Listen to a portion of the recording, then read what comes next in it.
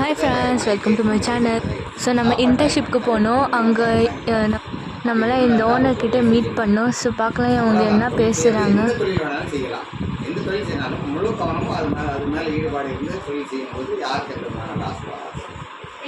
தொழில் செய்கிறவங்க எல்லாருமே பெரிய முதலீடு வச்சு செய்யறது, சின்ன முதலீடு வச்சு செஞ்சவங்க தான் பெரிய ஆளாக இருக்கிறாங்க. பெரிய முதலீடு வச்சு செய்கிறவங்க பெரிய ஆளாக ஆக முடியாது, கண்டிப்பாக முடியாது. என்ன காரணம் அப்படின்னா அவங்களுக்கு அசால்ட்டாக இருப்பாங்க. வாய்ப்புகள் அந்த மாதிரி வேலையாடு பார்த்துக்குவாங்க அப்படிங்கிற மாதிரி இருப்பாங்க. அந்த மாதிரி இருக்கக்கூடாது. எந்த தொழில் செஞ்சாலும் அதில் ஃபுல் ஈடுபாடோடு செய்யணும். செய்யும்போது எல்லாருமே நல்ல வேலைக்கு வரலாம். எந்த ஏஜில் உங்கள் படிப்பு என்ன? அஞ்சாவது இப்போ எவ்வளோ பேர் நீங்கள் சம்பளம் எத்தனை பேர் எம்ப்ளாயி? 80 பேர் வேலை செய்கிறாங்க. எங்கே எக்ஸ்போர்ட் பண்ணுறீங்க உங்கள் ப்ராடக்ட்ஸ்? எல்லாம் இங்கே தான், தருமபுரி டிஸ்ட்ரிக்ட், சேம் டிஸ்ட்ரிக்ட் தான். வெளியில் பண்ணலாம். வெளியில் பண்ணுறது இது உள்ளதை ஒரு வண்டியில் ஓட்டுறது தான் ஏற்படுது. வெளியில் போகும்போது வாடகை அதிகமாகிடும். அதே மாதிரி அந்த ஊர்லேயே இதே மாதிரி கம்பெனி இருக்கும். அப்போ நாம் இங்கேருந்து டிரான்ஸ்போர்ட் சார்ஜ் கொடுத்து அவங்கள்ட்ட சேல் பண்ணும்போது அவங்களுக்கு அந்த டிரான்ஸ்போர்ட் சார்ஜ் இருக்காது. ஆமாம், அப்போ நம்மளோட அவங்க கம்மியாக கொடுப்பாங்க. மார்க்கெட்டுக்கு தான் டிமாண்ட் தெரியுதா? ஒரு 100 கிலோமீட்டர் 150 கிலோமீட்டருக்குள்ள மட்டும்தான்.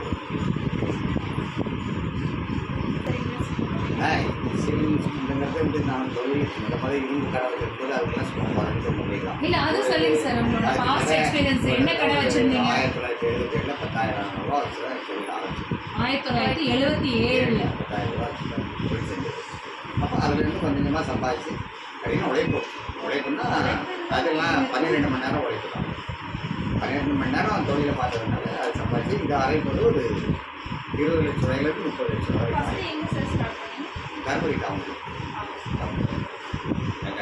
எல்ஐசி பில்டிங் இருக்கலாம், அது பக்கத்துலேயே இருக்குது. அதெல்லாம் ஸ்டார்ட் பண்ணேன். அது சின்ன கடையாக ஆரம்பிச்சோம். அப்புறம் அது கூட 96 இந்த இடத்த வாங்கிட்டேன். இதில் பிளாஸ்டிக் குடம் தயார் பண்ண ஆரம்பிச்சேன். இந்த குடம் தயார் பண்ண ஆரம்பிச்சு அது கூட அலுமினியம் பாத்திரம் தயார் பண்ண பாத்திரம் தயார் பண்ண ஆரம்பிச்சு. அப்புறம் அதுக்கு அலுமினியம் ஷீட் தயார் பண்ண ஆரம்பிச்சு. இது வரைக்கும் இது அவ்வளோதான். நம்ம அது தவிர மற்ற ஏதாவது என்ன ஏஜிங் சார்? 64. நீங்கள் எப்படி அங்கேருந்து இப்படி மைக்ரேட் ஆகி வந்தீங்க? இடம் அம்மா சின்ன வயசுல இறந்துட்டாங்க.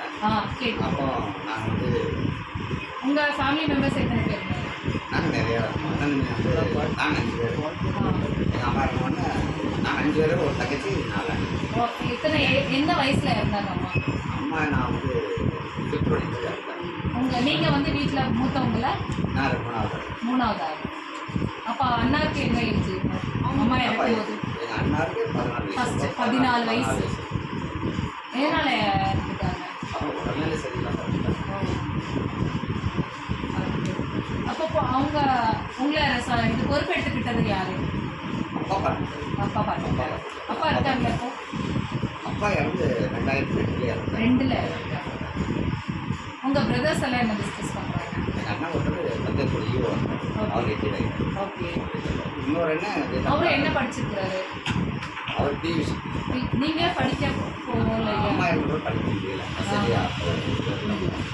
ஓகே. உங்களோட லேண்ட் ஹோல்டிங்ஸ் என்ன இருக்குது? அம்மாவோட இது அப்பா லேண்டு. அப்பா லேண்டுனா அப்பா கொஞ்சம் நல்லா ஜாலியாக பிரசிடண்டாக இருக்காரு. அவர் எல்லாமே ஃப்ரீ சிறப்பிட்டாரு. தாத்தா சொத்து கூட அவர் காலி பண்ணிட்டாரு. அப்பா காலி பண்ணிட்டாரு. இதெல்லாம் நாங்கள் சம்பாதிக்கிறோம். இல்லை சார், இல்லை அப்பா உங்களுக்கு இல்லையா பிள்ளைங்களை இது பண்ணுறதுக்கு? ஃபுல்லாக அக்ரிகல்ச்சர் தானே உங்கள் திருநெல்வேலி? அப்பா இல்லை, எல்லாம் நாங்களே வேலை செஞ்சு நாங்களே சுத்த பிடிச்சிட்டு அது பிறகு எங்கள் ஒன்று சொந்த உழைப்பு அப்பாவுடைய இது கிடையாது. அப்பாவுடைய இது வாட்ச்கார தவிர இருந்தாலும் அது பிறகு ஒரு டெய்லர் கம்பெனியில் வேலை செஞ்சு டெய்லர் வேலை செய்ய பிடிக்காமல் நீங்கள் டெய்லர் கம்பெனியில் வேலை செஞ்சீங்க? பிடிக்காமல் பிறகு இங்கே ஒரு இரும்பு கடையில் வேலை செஞ்சு கடையில் வேலை செஞ்சு எவ்வளோ இன்கம் வாங்கினீங்க? அப்போ வருமானம் மாதம் 30 ரூபா. எத்தனை வருஷம் வேலை பார்த்தீங்க இரும்பு கடையில்? ஒரு வருஷம்.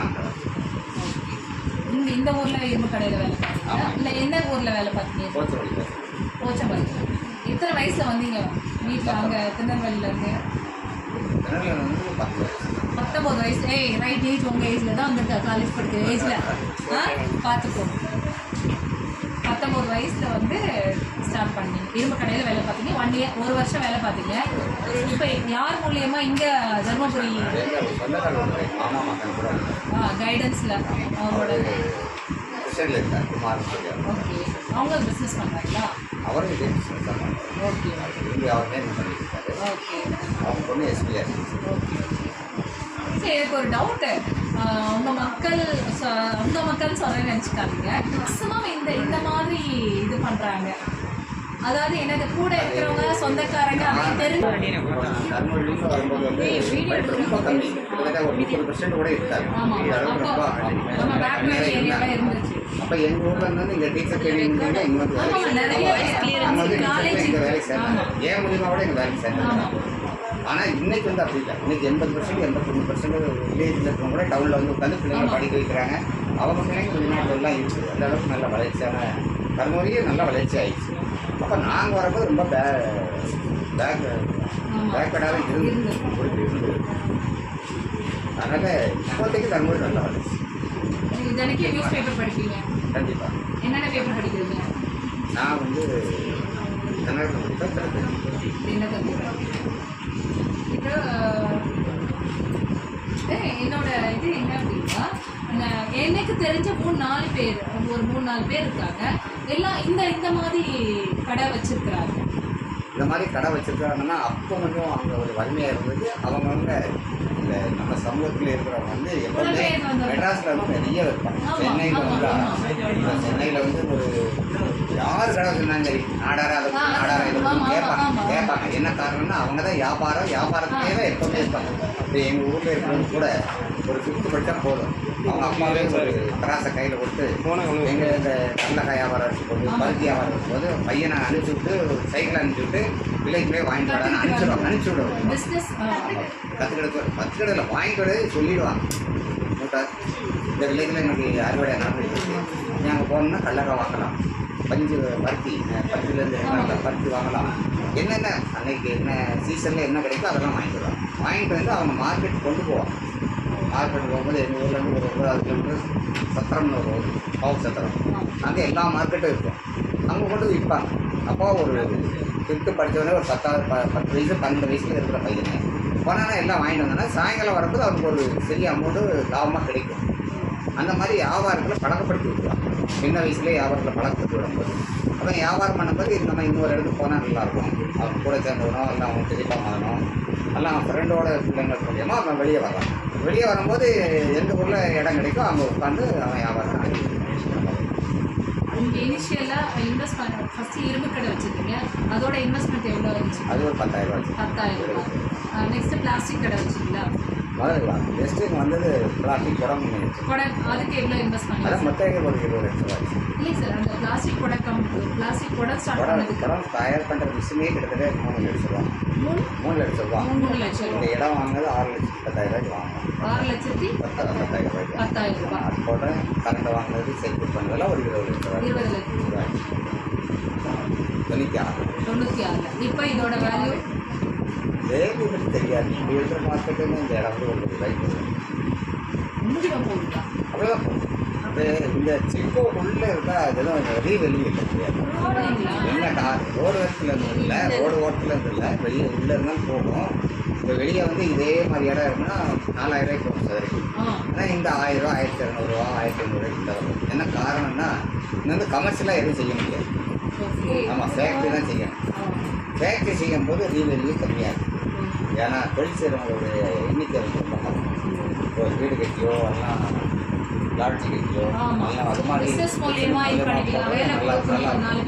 ஃபேக்ட்ரி கட்டணும் அப்படின்னா இவங்க ஒரு 2 கோடி ரூபா கொடுத்து வாங்கி திருப்பி அதுக்கு மிஷின் கொண்டு 1 கோடி ரூபா கொடுத்து வாங்கி அப்புறம் அதுக்கு மேலே 10,000 வச்சு வியாபாரம் வேலை செஞ்சு அது சம்பாதிக்கிறது ரொம்ப சர்வீஸ். அதனால் அதுக்கு நிறைய பேர் முன் வர மாட்டாங்க. இந்த சிப்கோக்குள்ளே இருக்கிறது அப்படி தான் செய்ய முடியும், வேறு எதுவும் செய்ய முடியும். அதனால் இதனுடைய வேல்யூ ஏறவே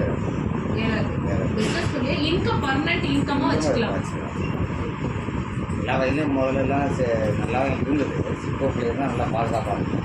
இந்த சிப்கோக்குள்ளே இருந்து வெளியே போனால் தான் நல்லா பாதுகாப்பு, உள்ளே இருந்தால் பாதுகாப்பு இல்லை. உள்ளே வந்து இன்னைக்கு எல்லா வகையும் தொந்தரவு தான் ஜாஸ்தி. ஆமாம், இன்றைக்கி வந்து சும்மா குறிப்பாக என்ன பண்ணுறோம், இன்றைக்கி நீங்கள் ஒரு ஆர்டர் கொடுத்துருக்கீங்க, ஒரு ஆர்டர் கொடுத்தோம்னா அதை இன்றைக்கி செஞ்சுருந்தோ ஒரு முடிஞ்சிடுச்சு. அப்போ ஒரு சுதந்திர தினம் வருது, அன்றைக்கு வரல ஒரு குடியரசு தினம் வருது, அன்றைக்கி கண்டிப்பாக லீவ் கொடுக்குறாங்க. வெளியே இருந்தால் எங்கேருந்து செஞ்சாலும் கண்டுக்க மாட்டாங்க. ஆனால் நேராக ஆஃபீஸில் இங்கே தான் வருவாங்க. உடனே ஒரு 20,000 30,000 ஃபைன் கொடுத்துருக்காங்க. கடை அன்றைக்கி கம்பெனி ஸ்டார்ட் பண்ணிட்டாங்க. குடியரசு தினம், சுதந்திர தினம் இந்த மாதிரி இடம்லாம் வரும்போது கவர்மெண்ட் லீவ் கண்டிப்பாக விடணும். கவர்மெண்ட் என்றைக்கெலாம் லீவ் இருக்கோ அன்றைக்கெலாம் லீவ் விடணும். அப்போ சிட்கோக்குள்ளே இருக்கும்போதுலாம் இந்த பிரச்சனைகள் வரும். ஆனால் வெளியே இருக்கிறவங்களுக்கு அந்த பிரச்சனை வர்றதில்லை. அப்போ அதெல்லாம் ஒரு மைனஸ் தான். Okay okay. அதனால தான் உங்கள் டாக்டர்ஸ் எல்லாம் வெளியில் ஸ்டார்ட் பண்ணியிருக்காங்களா? அப்படி கிடையாது. எங்கள் டாக்டர்கள் செய்கிறது வந்து அது வந்து பப்ளிக்கில் இருந்தால் தான், போக்குவரத்தில் இருந்தால் தான் விளம்பரம் கிடைக்கும். ஓகே. இதுக்கு வந்து விளம்பரம் தேவையில்லை. அது நம்மளாக போய் வண்டியில் போய் சப்போர்ட் பண்ணுறோம். அது தேடி வந்து வாங்குறாங்க. தேடி வந்து வாங்கும்போது நம்ம அது 10 பேர் பார்க்குறவுடைய லொக்கேஷனில் இருந்தால் தான் அதை பண்ண முடியும்.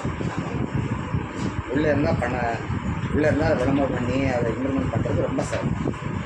இப்போ உங்களுக்கு இது வருமானம்னு உங்களுக்கு எடுத்துப்பீங்கல்ல, நீங்கள் இப்போ காலையில் 8 மணிலேருந்து நைட்டு 9 மணி வரைக்கும் வேலை பார்க்குறீங்க. இது நம்ம சொந்த தொழில். இதில் வந்து நமக்கு தனியாக எடுத்துக்கல, நம்மளுடைய தேவைகளை இப்போ எல்லாத்தையும். உங்கள் இடத்துல இன்னொரு ஆளை அமர்த்தி இருந்தீங்கன்னா எவ்வளோ கொடுப்பீங்க? இப்போ நம்மகிட்ட வந்து சம்பளம் வந்து லேடிஸ் வந்து 300 ரூபா 350 ரூபா வரைக்கும் சம்பளம். ஜென்ஸ்க்கு 600 ரூபா கொடுக்குறோம். அதே அலுமினியம் ரோலிங் மில் ஓட்டுறவங்களுக்கு மாதம் 23,000 கொடுக்கும். 15லேருந்து 23,000 வரைக்கும் கொடுக்கும். அந்த மாதிரி வேலை வந்து வேலைக்கு தகுந்த கிரேடுக்கு தகுந்த மாதிரி சம்பளம். இதுதான் டிவிஷன் ஆஃப் லேபர். ஸோ நமக்குன்னு இதில் வந்து தனியாக சேலரி எடுக்க முடியாது. சேலரி எடுத்து எப்படின்னா பிஸ்னஸ் பண்ணும்போது நம்ம வந்து இன்றைக்கி ஒரு 10,000 கூட வீட்டில் வைக்கிறோம் அப்படின்னா, இன்னொரு பாதி திடீர்னு ஒரு டெலிவரிக்கு வந்துட்டாரு, அதனால் அவர் சரக்கு எடுத்து பண்ணுறாரு போடணும், அதெல்லாம் ஏதாவது ஒரு ரா மெட்டீரியல் பத்தலை வாங்கணும்னா அந்த ரூபாய் எடுத்து தான் வாங்கிடுவோம். நமக்குன்னு தனியாக ஒதுக்கி வச்சுக்கிட்டு அப்படி வச்சோம்னா நம்ம பிஸ்னஸ் பண்ண முடியும்.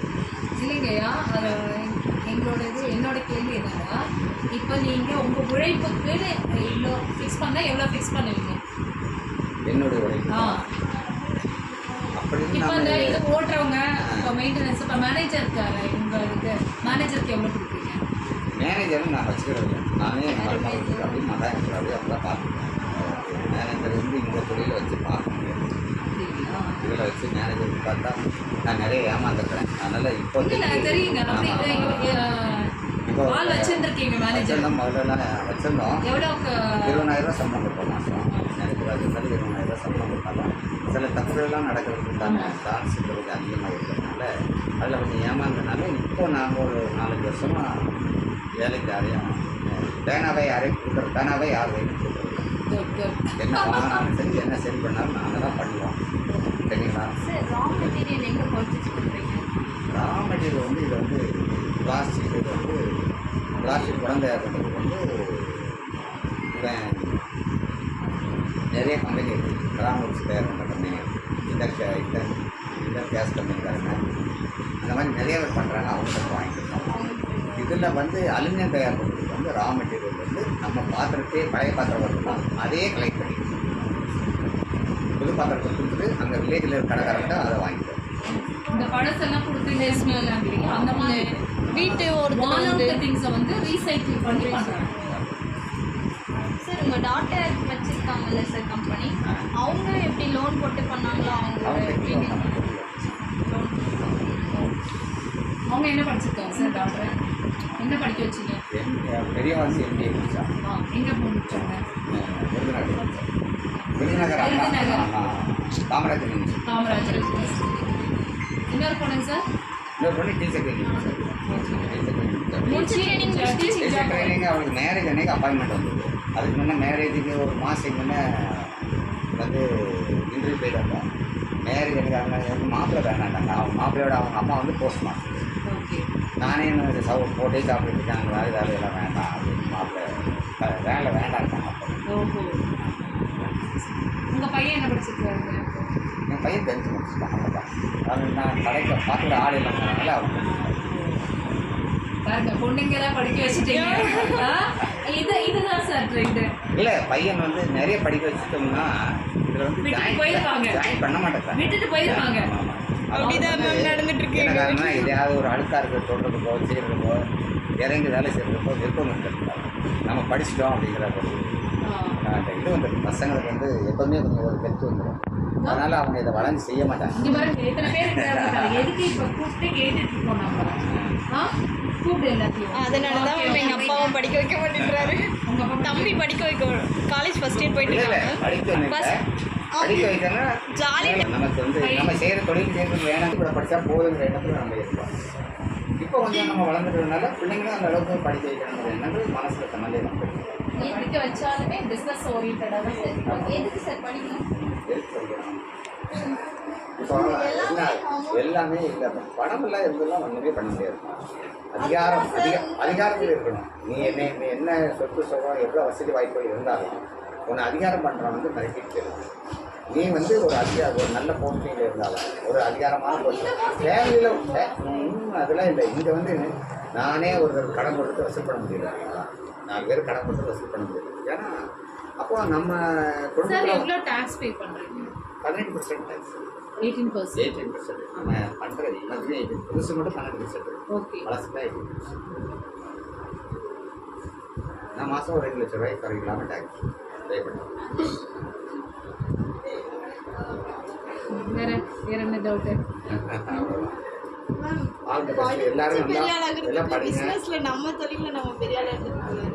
அது இன்வெஸ்ட்மெண்ட் வேணும்ல. பண்ணிட்டு அவர் பேக்ரவுண்ட் எவ்வளோ கஷ்டத்துல இருந்து முன்னேறி வந்திருக்காங்க. இன்வால்வ்மெண்ட் இருக்கணும். இதுல ஒரு 4 நிகழ்ச்சியை பார்த்துக்கிட்டே உட்காந்துட்டு அப்படின்னா 1 மணி நேரம் 10 நிமிஷம் உட்காரலாம்னா 2 மணி நேரம் உட்காந்து அப்போ நம்மளுடைய போகிற தூரம் வந்து கம்மியாகிடும். நீ அப்போ தேவையில்லாதெல்லாம் ஒதுக்கிட்டு நாம் அதை மட்டும்தான் பயன்படுத்தி போகணும். வேறு அந்த மாதிரி இருந்தால் தான் வளரணும். அப்படி இல்லாமல் நம்மளுக்கு செல்லு இருக்க எல்லா விதமான பேரண்ட்ஸுங்க எல்லாம் கொடுத்துட்றாங்க. நமக்கு ஃப்ரீடம் கொடுத்துட்றாங்களா பேரண்ட்ஸில். நம்ம பாப்பா படிச்சுக்கிறா அவளுக்கு எல்லாம் நம்ம கொடுக்கலாம் செய்யலாம் அப்படின்னு நீங்கள் அதை மைனஸாக யூஸ் பண்ணக்கூடாது. அவ்வளோதான். நல்ல விஷயத்தை மட்டும் பயன்படுத்துங்க. ஐ ஹோப் உங்களுக்கு இது புரிஞ்சிருப்போம். ஸோ லைக் பண்ணுங்கள், ஷேர் பண்ணுங்கள், கமெண்ட் பண்ணுங்கள். பாய்.